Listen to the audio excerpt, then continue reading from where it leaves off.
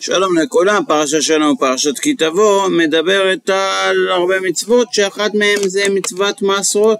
התורה אומרת ככה, כי תחלל לעשר את כל מעשרות תבואתך בשנה השלישית, שנת המעשר, ונתת ללוי, לגר, ליתום ולאלמנה, ואכלו בשעריך ושבעו, ואמרת לפני אדוני אלוהיך, ביארתי הקודש מן הבית, וגם נתתיו ללוי ולגר וליתום ולאלמנה, ככל מצוותך אשר ציוויתני, לא עברתי מצוותיך ולא שכחתי, לא אכלתי בעוני ממנו ולא ביארתי מהם בטמא, ביארתי ממנו בטמא, עשיתי ככל אשר ציוויתני.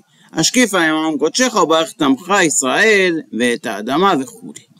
המשנה במסכת סוטה קוראת לטקס הזה וידוי מעשרות, והביטוי וידוי מעשרות הוא ביטוי מוזר, כי בדרך כלל וידוי זה אשמנו, בגדנו, גזלנו, דיברנו דופי ולשון הרע. כן, פתאום פה הוידוי זה עשיתי ככל אשר ציוויתני, נתתי ללוי ולגר. למה קוראים לזה וידוי? מסביר הספורנו ששואל בדיוק את השאלה הזאת, אומר ככה, ביארתי הקודש מן הבית, בחטאינו בעוונות אבותינו הוסרה עבודה מהבכורות אשר להם היו ראויות התרומות ומעשרות, ואומרו ואטמא אותם ממתנותיכם באוויר כל פטר וכו', וזה וידוי מעשר שהזכירו רז"ל רבותינו זכרונם לברכה.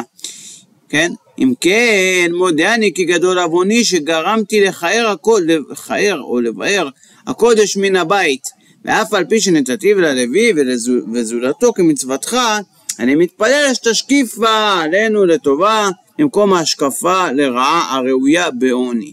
אומר הספורנו, למה זה וידוי? כי לולא חטאי אבותינו, מי שהיה מקבל את המעשרות האלה זה לא הלוי אלא הבכורות. הבכורות היו ממלאים את התפקיד שכיום הלווים ממלאים, הכהנים הלווים ממלאים, והם היו מקבלים את המעשרות, ולכן זה נקרא וידוי. אבל ההסבר הזה הוא הסבר קשה מאוד. למה? הרי אותו אדם לא זה שגרם, כן, אותו אדם שמביא את המעשרות, הוא לא זה שגרם שעבודת הקודש תעבור מהבכורות לכהנים. זה קרה בחטא העגל, נגיד, היינו גם על זה שיחה, אבל נגיד בחטא העגל, הרבה שנים לפני שאותו אדם בכלל חשב להביא ביקורים, לפני שהוא נולד. אז מה הוא צריך להתוודות על חטאי אבות אבותיו שהוא בכלל לא קשור אליהם? ולכן נראה להסביר אחרת.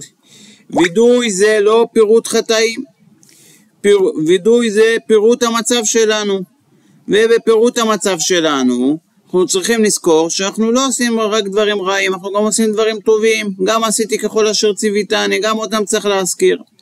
אדם שכל הזמן מזכיר לעצמו ומדבר רק על הדברים הרעים שהוא עושה, הוא לא פייר כלפי עצמו. לא פייר כלפי עצמו, וזה גם לא חכם לעשות את זה, כי אז הבן אדם יראה בעצמו כבן אדם רשע, ויתייאש, ולא יוקיר את עצמו דרך מצבו האמיתי. ולכן מדי פעם צריך להזכיר לעצמנו שאנחנו בסדר, אנחנו גם עושים דברים טובים, גם להביא פידבקים חיוביים.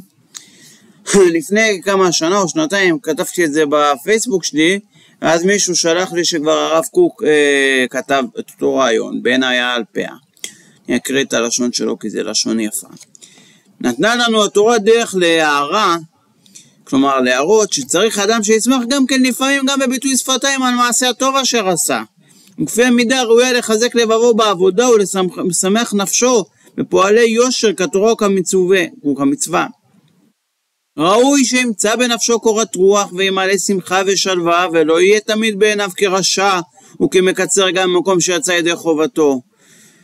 כשם שיש תועלת גדולה לתיקון הנפש בווידוי העוונות, כן, יש גם כן תועלת לפרקים גבוהים שאומנם רחוקים הם ואינם תדירים כל כך כווידוי של חטאים, כדי שלא יזוח עליו דעתו, לבבו, ויהיה נוטה להצלה ולגאווה. אבל לפרקים תימצא תועלת לעובדי השם ישרי דרך גם כן בווידוי המצוות, למען נשמח בהם בלבבו ויחזק אורחות חייו בדרך השם.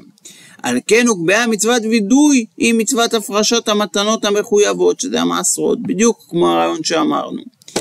עכשיו חודש אלול, הרבה מדברים על פשפוש במעשינו הרעים, ואיפה אנחנו צריכים לתקן, ומה אנחנו לא בסדר, צריך לעשות גם את זה. אבל צריך גם לזכור, מדי פעם גם לפשפש במעשינו הטובים, ולטפוח לעצמנו על השכם מדי פעם כשמגיע, וגם את זה צריך לזכור. שבת שלום לכולם.